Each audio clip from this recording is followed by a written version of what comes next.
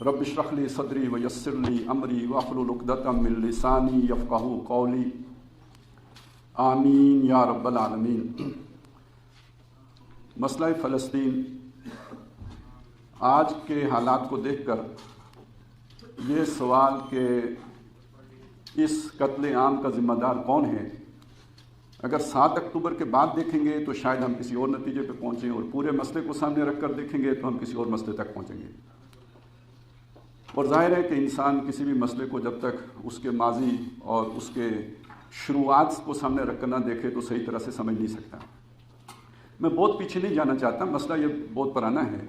इब्राहीम अलैहिस्सलाम को 4,500 साल पहले इराक़ से हिजरत करके फ़लस्तीन में आके आबाद हुए, तो मसला तो तब से ही शुरू हो गया था।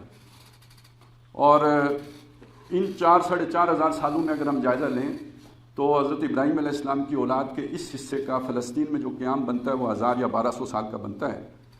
जो असल सन ऑफ द सॉइल हैं वो मुस्तकिल यहीं पे रहे, वो कभी यहाँ से दाएं बाएं नहीं हुए हैं, जबकि बनी इसराइल आगे पीछे होते रहेंगे। वो खुद एक बहुत तवील तारीख़ है, मैं उसमें नहीं जाना चाहता, मैंने मोटी बात आपके सामने रख दी है।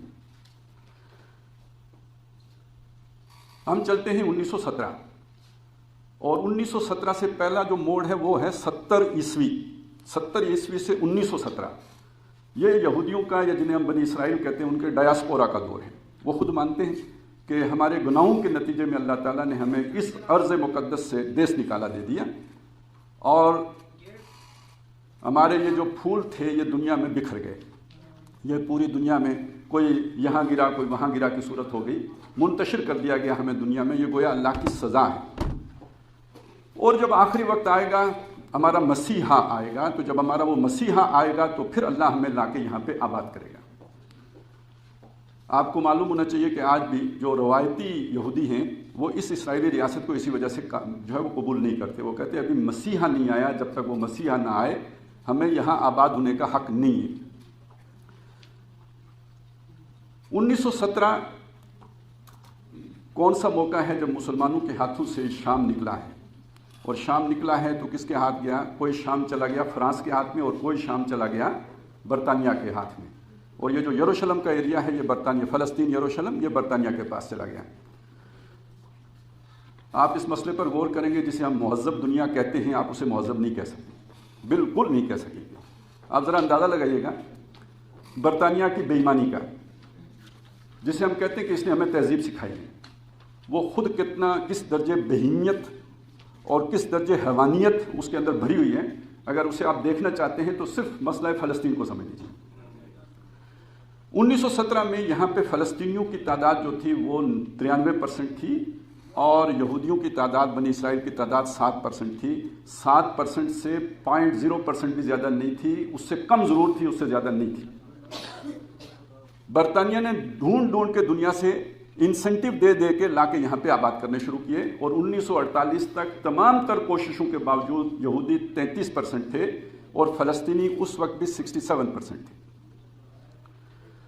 इसके बावजूद अक़वाम मुत्तहिदा, वो लीग ऑफ नेशन तो ख़त्म हो चुकी थी, अक़वाम मुत्तहिदा नई बनी थी, और उसने फ़ैसला किया कि इस इलाके को 2 हिस्सों में तकसीम कर दिया जाए। 55% हिस्सा उनको दिया जाए कि जिनकी आबादी का तनासुब 1/3 है, और 45% ज़मीन का हिस्सा उनको दिया जाए जिनकी आबादी का तनासुब 2/3 है। आपने इंसाफ मुलाजा फरमाया। अच्छा, दूसरी तरफ ये भी देखें कि उस वक्त जो यहूदियों के कब्ज़े में ज़मीनें थीं वो कुल 6% थी। वो कहा जाता है ना, फ़लस्तीनियों ने ज़मीनें बेची और यहूदियों ने ख़रीदी, तो ख़रीद कर जो टोटल ज़मीनें उनके पास बनी थी वो 6% थी। 94% मिल्कियती ज़मीनें अब भी फ़लस्तीनियों की थी। इसके बावजूद अक़वाम मुत्तहिदा ने यह फ़ैसला किया। अब बरतानिया 48 में वहाँ से निकलता है, और निकलते हुए क्या काम करता है कि अपने ज़ेरे एहतमाम वो सल्तनत इसराइल कायम करके जाता है, हुकूमत खड़ी करके जाता है, और फ़लस्तीनियों की हुकूमत नहीं बनाता है, उनको यूं ही छोड़ के चला जाता है। आप अगर इसका तकाबुल करें तो यूं कर लें कि अंग्रेज़ हिंदुस्तान से निकलता, वो कांग्रेस की हुकूमत को दिल्ली में बना जाता है, और यहाँ कराची में पाकिस्तान की हुकूमत न बनती तो फिर क्या होता? एक तरफ न फ़ौज होती, ना इदारे होते, ना कोई दिफा होता, और दूसरी तरफ एक ऑर्गेनाइज्ड स्टेट होती, तो शहरी किसी रियासत का कितनी देर तक मुकाबला कर सकते हैं? यही हुआ। जो ही सल्तनत बरतानिया ने अपना बोरिया बिस्तर लपेटा, یہ جو وہاں پہ صہیونی آئے تھے، یہ ایک علیحدہ تاریخ ہے، یہودی علیحدہ ہیں، صہیونی علیحدہ ہیں. یہ جو صہیونی علاقے بسائے تھے یہاں پر سلطنت برطانیہ نے، انہوں نے دنیا کے ہر اصول کو پامال کرتے ہوئے فلسطینی بستیوں کے اوپر حملے شروع کر دیے.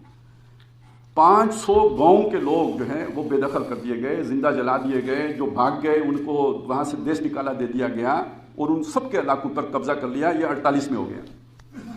67 میں ایک جنگ ہوئی. اس جنگ کے بعد انہوں نے مزید یہ یروشلم اس وقت لے لیا.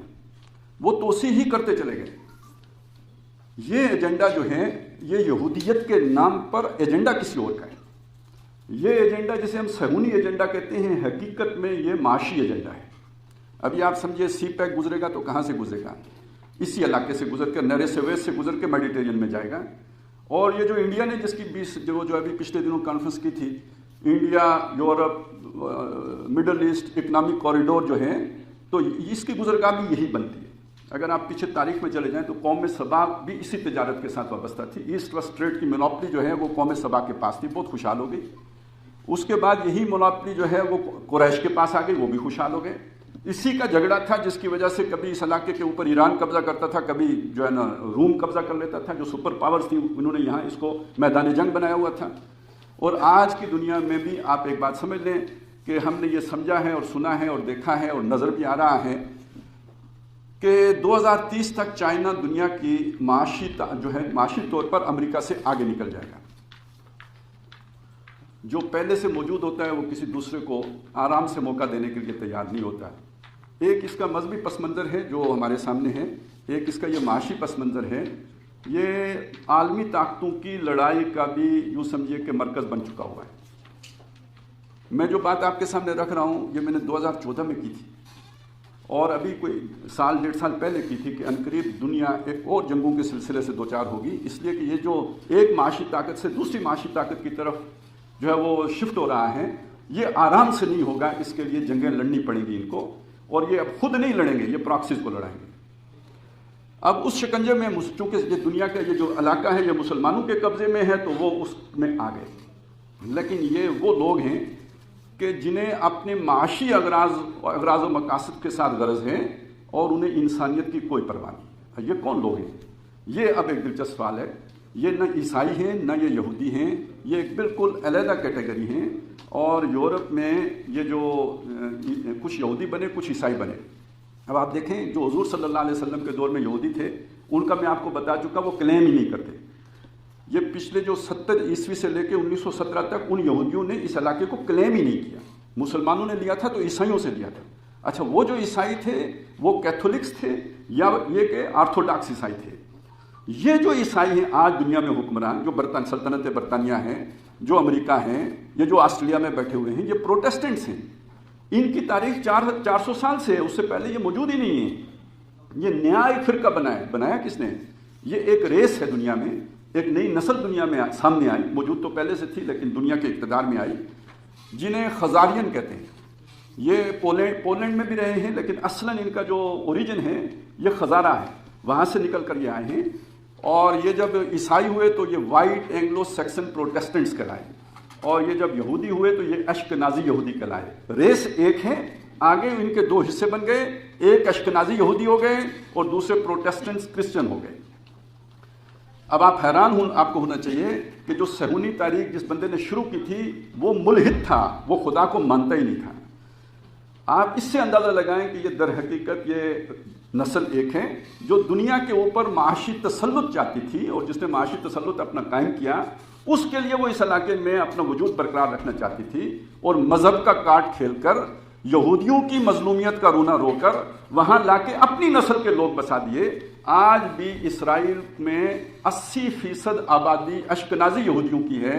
ابراہیم علیہ السلام کی نسل کے جو یہودی ہیں وہ 20% ہیں، اور ان 20% میں سے بھی اکثریت وہ ہے جو مسلمانوں کے حق میں مظاہرے کر رہی ہے کہ ان کے ساتھ یہ ظلم کیوں ہو رہا ہے. اب اس چیز کو سامنے رکھیں تو میں ذرا تھوڑا سا اس اسرائیل کی تاریخ بننے کے بعد کی آپ کے سامنے رکھتا ہوں. اس نے کبھی صبر نہیں کیا جو علاقے اس کے پاس تھے. اس نے ہمیشہ آگے بڑھنے کی، اس کی بھوک کبھی ختم نہیں ہوئی. 1917 میں آके آباد ہونا شروع کیا، 48 میں آکے ملک بنایا، 67 میں آکے اس کو ایکسٹینڈ کر کے یہ مسلمانوں سے بیت المقدس اور یہ سارے علاقے چھین لیے، اور ابھی یہ طے کر کے بیٹھے تھے کہ ہم نے یہ جو فلسطینی جو باقی ماندہ رہ گئے ہیں، جو مسائل کھڑے کرتے ہیں، ان کو یہاں سے نکالنا ہے۔ دیکھیے اس بات کو سمجھیے کہ مصر کے ساتھ اور کچھ اور عرب ممالک کے ساتھ بھی یہ چیز طے ہو چکی تھی کہ فلسطینیوں کو یہاں سے نکال کر صحرائے سینا میں آباد کرنا ہے۔ اس کے لیے وہاں پہ باقاعدہ عمارتوں کی تعمیر کا کام بھی شروع ہو چکا تھا، اور یہ 6 مہینے کے بعد، سال کے بعد یہ چیز ہونی تھی، اور یہ آپ نے دیکھا کہ دوستیاں ہو رہی تھی، بڑے عجیب عجیب اتحاد ہو رہے تھے جو ہم سوچ بھی نہیں سکتے تھے، اس طرح کے تعلقات بحال ہو رہے تھے، اور اس کے پیچھے سوچ ساری معاشی تھی۔ اور وہ ایک بات جو کسی نے سمجھائی تھی کہ یو آر کزنس، تو انہوں نے کہا یس وی آر کزنس، اور ہم مل کے تو دنیا کا انتظام چلائیں گے، ہمارے اسلام وغیرہ کا معاملہ تو چھوڑو، اب مل کے اپنی معیشت سیدھی کرتے ہیں۔ اور یہ چونکہ فلسطینی نہ ہماری مانتے ہیں اور نہ تمہاری مانتے ہیں، بیچ میں کھنڈت کرتے ہیں، لہٰذا ان سے ہم تمہیں نجات دلاتے ہیں۔ اور طریقہ یہی ہونا تھا کہ وہاں پہ ایک جنت سجانی تھی، انسینٹیو ہو، لوگ آئیں یہاں پہ رہیں، اور اس طرف جو ہے نا وہ آگ و خون کا بازار گرم کرنا تھا تاکہ یہاں سے بھاگیں، جو بہت باغیرت ہیں وہ مریں، اور جو جان بچا کے نکلیں تو انہیں جا کے صحرائے سینا میں آباد کر دیا جائے۔ یہ منصوبہ تھا۔ حماس کے اقدام نے صرف اتنا کیا کہ وہ کام کہ جو 6 مہینے بعد یا سال کے بعد ہونا تھا، وہ ذرا تیاری سے پہلے اسرائیل کو کرنا پڑ گیا، اس لیے تھوڑی سی حواس باختگی ہے جو آپ کو نظر آ رہی ہے، وگرنہ یہ کہ اس پہ عرب بھی راضی تھے، اور اس کے اوپر عرب حکمران کہنا چاہیے، عرب عوام نہیں کہنا، عرب حکمران بھی اس پہ راضی تھے، اور اسرائیل کا تو یہ پلان تھا، اور اس پر امریکہ بھی آن بورڈ تھا، یہ سارے مل کے یہ کام کرنا چاہ رہے تھے۔ میں صرف یہاں پہ ایک چیز عرض کرنا چاہتا ہوں، مجھے یعنی دیکھیے کیا مقابلہ ہے، اسرائیل کی طاقت، اس کے پیچھے امریکہ، اس کے پیچھے فرانس، اس کے پیچھے برطانیہ، دنیا کی ساری طاقتیں گویا اسرائیل کے پیچھے، مقابلے میں نہتے جو ہے نا وہ فلسطینی، وہ جو کچھ بھی وہ میزائل چھوڑ رہے ہیں یا راکٹ چھوڑ رہے ہیں، وہ کیا کرتے ہیں، ان کے میزائلوں اور راکٹوں میں جان کتنی ہے۔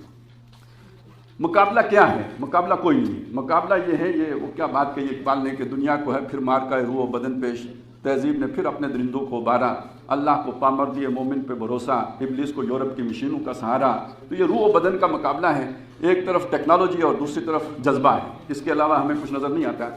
لیکن جو بات میں آپ کے سامنے رکھنا چاہتا ہوں، چونکہ یہ سوال بھی آیا ہے کہ ہم کیا کر سکتے ہیں، ہم وہاں کے لیے آواز اٹھا سکتے ہیں۔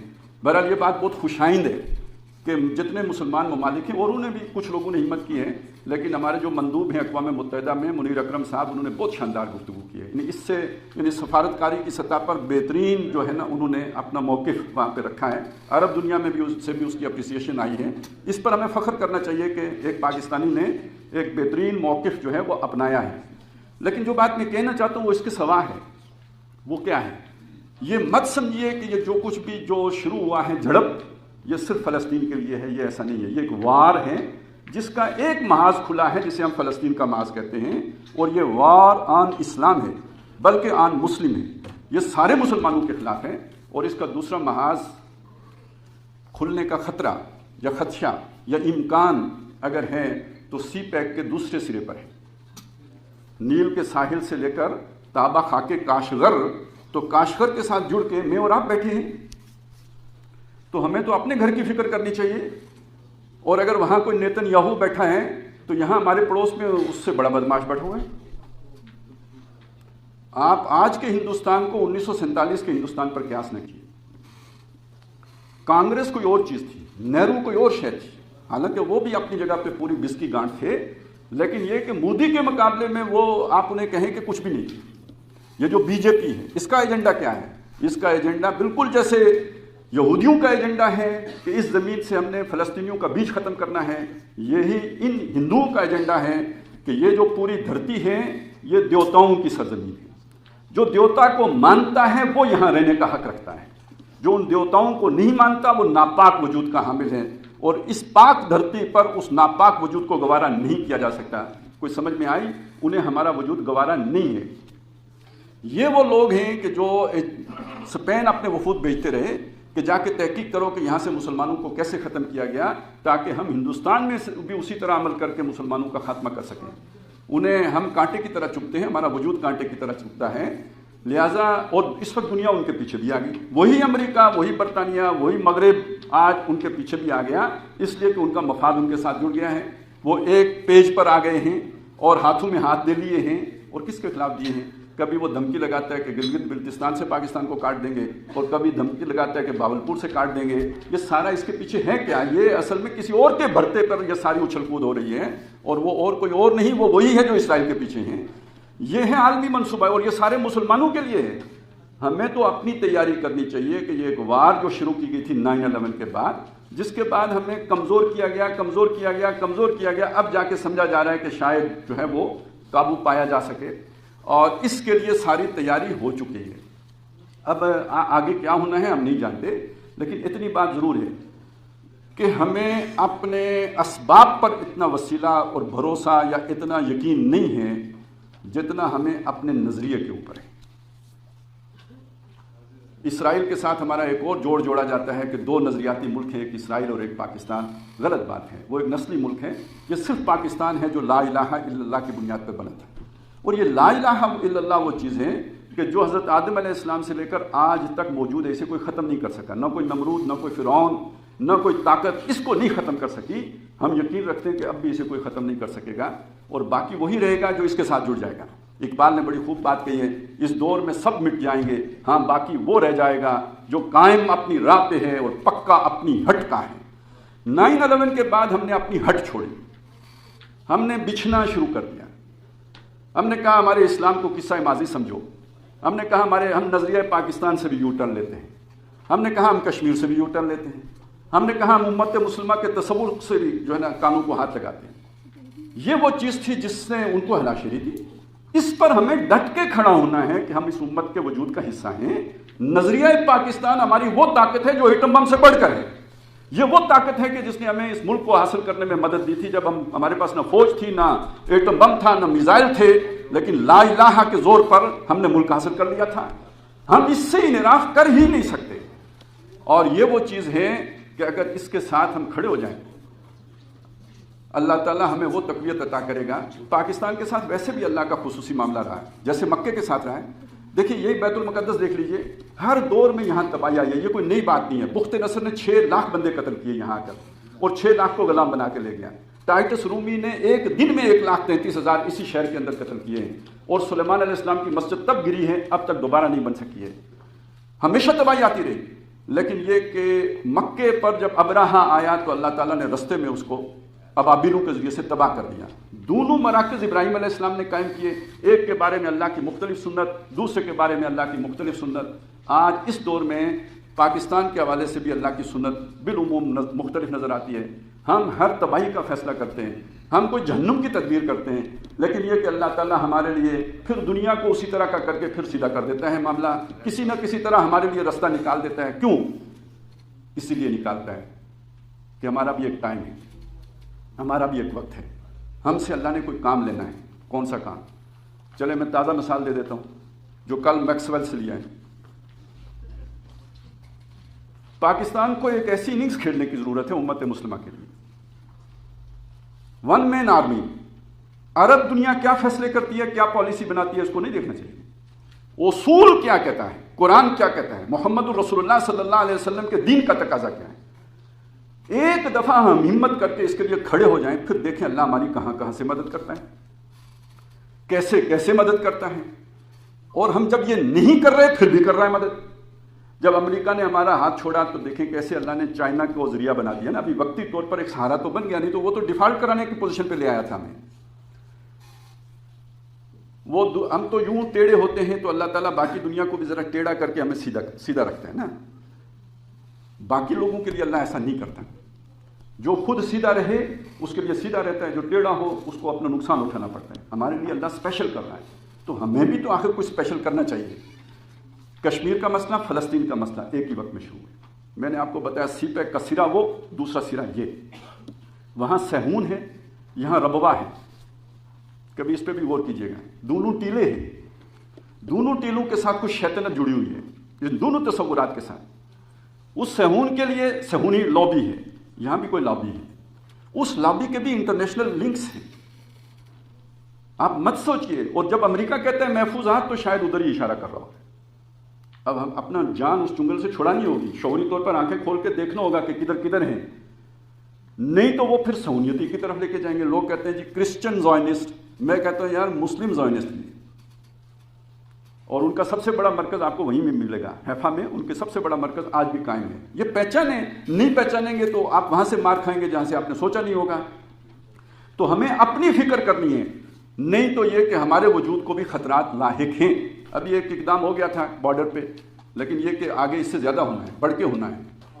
امید انہیں ابھی یہ ہے کہ چلیں کوئی دہشت گرد شاید کچھ ہمارے لیے کر لیں۔ ابھی دیکھیں نا، میاں والی میں ہو گیا، دائیں بائیں ہو گیا۔ یہ کب سے ہو رہا ہے؟ یہ 20 سالوں سے ہو رہا ہے۔ کیوں ہو رہا ہے؟ اسی لیے ہو رہا ہے کہ آہستہ آہستہ ان کی بلیڈنگ ہوتی رہے، تاکہ جب ہماری آخری یلغار ہو تو کوئی روکنے والا نہ ہو۔ اسرائیل کے منصوبوں میں شامل ہے گریٹر اسرائیل بنانا۔ اس گریٹر اسرائیل میں دیکھیے صرف فلسطین نہیں ہے، شام بھی ہے، اس میں اردن بھی ہے، لبنان بھی ہے، آپ یقین مانیے اس میں مدینہ بھی ہے، اس میں مصر کا بھی بہت سارا حصہ شامل ہے، سوڈان تک کا ایریا شامل ہے۔ یہ ان کا منصوبہ ہے۔ 67 میں آ کے بات رکی نہیں، اس سے آگے جانے کی ہے، اور کامیابی دیکھیں۔ شام کا جو ہے نا وہ برکس نکال چکے، عراق کا برکس نکل چکا، مطلب وہ اگر آج آئیں تو کوئی انہیں روک سکتا ہے؟ کہیں سے ریزسٹنس ہو سکتی ہے ان کے مقابلے میں؟ اور اب کیا کر رہے ہیں آپ؟ امریکہ اور اسرائیل کی اسٹریٹجی دیکھیے، وہ کوئی جنگ کو چھپا نہیں رہے۔ یہ جو ہمیں معلوم ہے کہ اتنے بچے مارے جا رہے ہیں، یہ ظلم ہو رہا ہے، یہ زیادتی ہو رہی ہے، وہ موقع دے رہے ہیں کہ ہمیں معلوم ہو، تاکہ ہمیں غصہ آئے، اور جب ہمیں غصہ آئے تو ہم اس غصے کو اپنے حکمرانوں کے خلاف نکالیں، اپنی ہی املاک کو آگ لگائیں اور اپنی حکمرانوں کے تخت اچھال دیں۔ اس سے کیا ہوگا؟ حکومتیں تو ختم ہو جائیں گی، ملک ڈی اسٹیبل ہو جائیں گے، کوئی نئی حکومت قائم ہو سکے گی؟ کیا لیبیا میں ہو گئی؟ نہیں ہوئی۔ اسی طرح سمجھ لیجئے کہ عرب ممالک کے اندر جب یہ سپرنگ اٹھے گی، جیسے عرب سپرنگ کی بات ہم نے پہلے کی، تو اب ایک ریئیکشنری سپرنگ جب آئے گی کہ فلسطینیوں پہ اتنے ظلم ہو گئے اور ہمارے حکمران کچھ نہیں کر سکے، تو جو رہتی ہوئی کچھ طاقت ہے وہ بھی ٹوٹ پھوٹ کا شکار ہو کے ختم ہو جائے گی، اور اسرائیل کو صرف جسے کہتے ہیں نا واک اوور ملنا، اس کے مقابلے میں کوئی طاقت باقی نہیں رہے گی۔ یہ وہ لے کے چل رہے ہیں سوچ۔ اس اعتبار سے ہمیں بہت سوچ سمجھ پر، بہت غور و فکر کر کے، بہت جسے کہتے ہیں تدبر سے اپنی پالیسی بنانے کی ضرورت ہے۔ ریئیکشنری ہونے سے کوئی کام نہیں بننا۔ ہم اس وقت خاص طور پہ پاکستان سے اسرائیل کے لیے اتنا ہی کر سکتے ہیں کہ جیسے ہمارے سفارتی مشن ہیں وہ اس کے لیے آواز اٹھائیں، عالمی بیداری کی مہم چلائیں، دنیا سے مایوس مت ہوں، اللہ سے بھی مایوس نہ ہوں، انسانیت سے بھی مایوس نہ ہوں۔ آج انسان دکھی انسانیت کے لیے تڑپتے ہیں۔ ہمارے دل میں جو درد جاگتا ہے، ہم نے دیکھا ہے کہ وہ عیسائی عام آدمی وہ بھی فلسطینیوں کے حق میں بات کرتا ہے۔ ہم نے ملحدین کو دیکھا ہے کہ وہ اس ظلم کے خلاف آواز اٹھا رہے ہیں۔ لہٰذا یہ جو سفارتی کوششیں ہیں یہ بھی کوئی معمولی کوششیں نہیں ہیں، جو ابلاغی کوششیں ہیں یہ بھی کوئی معمولی کوششیں نہیں ہیں۔ یہ موقع ہے کہ ہم مغرب کے چہرے کے اوپر یہ جو ہے نا تہذیب کا جو ایک انہوں نے خول چڑھایا ہوا ہے، یہ اتار کر اس کا حقیقی چہرہ دنیا کو دکھا سکیں۔ میں اس حقیقی چہرے کا اقبال نے تو دیکھ لیا تھا اپنی نظر سے، دنیا کو نظر نہیں آیا، ہمیں موقع ملا ہے کہ ہم دکھا دیں۔ اقبال نے کہا تھا کہ کیا تو نے دیکھا نہیں مغرب کا جمہوری نظام، چہرہ روشن اندروں چنگیز سے تاریک تر۔ وہ چنگیز سے تاریک تر جو اندروں ہیں وہ آپ کو فلسطین میں نظر آ رہا ہوگا، اور ہمارے پاس موقع ہے کہ ہم اس وقت دنیا کو دکھائیں یہ مہذب لوگ نہیں ہیں، یہ تہذیب یافتہ لوگ نہیں ہیں، یہ حقوق انسانی والے لوگ نہیں ہیں، بلکہ یہ کہ یہ حیوان ہیں۔ اس کی وجہ بھی آپ کو بتا دوں، ان کی سوچ کیا ہے، ان کی کتابوں میں لکھی ہوئی ہے کہ ہم تو چوزن لوگ ہیں، ہم اصل میں نسل انسانی ہیں، ادرز آر جینٹائل، گوئمز یہ جینٹائل ہیں، امالیک یہ حیوان ہیں، ان کے کوئی حقوق نہیں۔ قرآن نے کہی ہے یہ بات، لیس علینا فی الامیین سبیل، ہم پر ان امیوں کے بارے میں کوئی پوچھ نہیں ہوگی، ہم انہیں جس طرح روندیں، جس طرح انہیں تباہ کریں، ان کے چھتڑے اڑائیں، ان کو ایکسپلائٹ کریں، ان کو لوٹیں کھسوٹیں، اللہ تعالیٰ ہم سے نہیں پوچھے گا۔ یہ سوچ ہے، یہ آج کی سوچ نہیں ہے، یہ ہزاروں سالوں پر محیط سوچ ہے۔ اس سے آپ یہ توقع بالکل نہ لگائیے کہ یہ ان باتوں کا کوئی کسی بھی درجے میں کوئی احساس کریں گے کہ حقوق انسانی کیا ہیں۔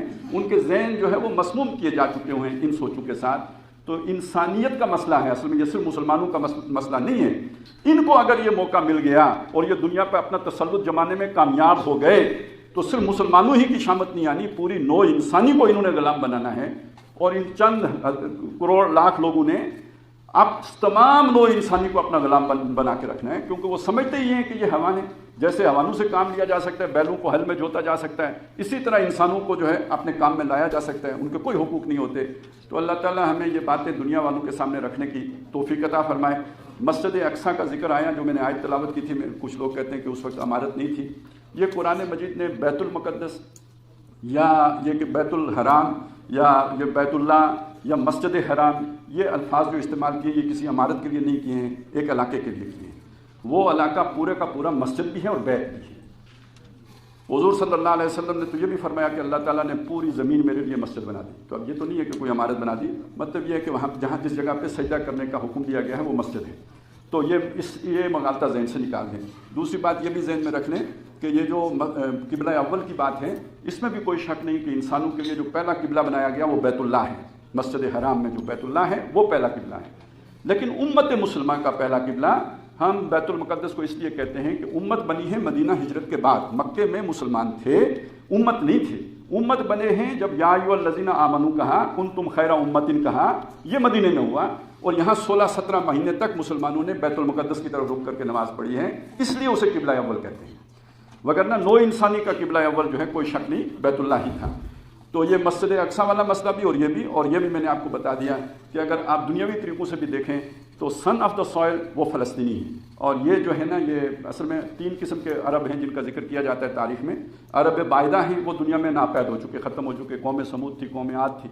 اور عرب عاربہ ہیں، یہ جیسے اوس و خزرج تھے، یا یہ کہ جو قوم سبا تھی، اور فلسطینی ہیں، یہ عرب عاربہ ہیں۔ اور عرب مستعربہ ہیں جو حضرت ابراہیم علیہ السلام کی نسل سے چلیں، بنی اسماعیل ہوں یا بنی اسرائیل ہوں، یہ وہ ہیں جنہوں نے عربیت اختیار کی۔ تو اس میں اگر آپ دیکھیں تو اس علاقے کے مستقل سکونت رکھنے والے جو لوگ تھے وہ یہ عرب عاربہ ہیں جو ہمیشہ سے یہاں پہ رہنے والے تھے۔ اللہ تعالیٰ ہمیں توفیق دے کہ ہم اسے ٹھنڈے پیٹوں برداشت نہ کریں، بلکہ یہ کہ اپنے حصے کا کردار ادا کریں، اور جو زور ہم لگا سکتے ہیں اسے لگائیں۔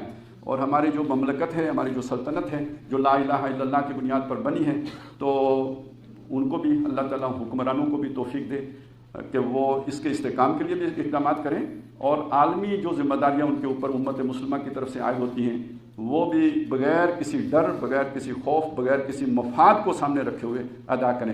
یہ میں نے تینوں باتیں بہت سوچ سمجھ کے کہی ہیں۔ ریاستیں اپنے مفادات کے تحت چلتی ہیں، ان کے کوئی اور اصول نہیں ہوتے، لیکن ایک نظریاتی ریاست بااصول ریاست ہوتی ہے، وہ اپنے مفادات کو نہیں دیکھتی، اپنے اصول کو دیکھتی ہے۔ تو ہمیں اپنے اصولوں کو دیکھنا چاہیے، نہ کہ اپنے مفادات کو۔ اقول قولی ھذا واستغفر اللہ لی ولکم ولسائر المسلمین والمسلمات۔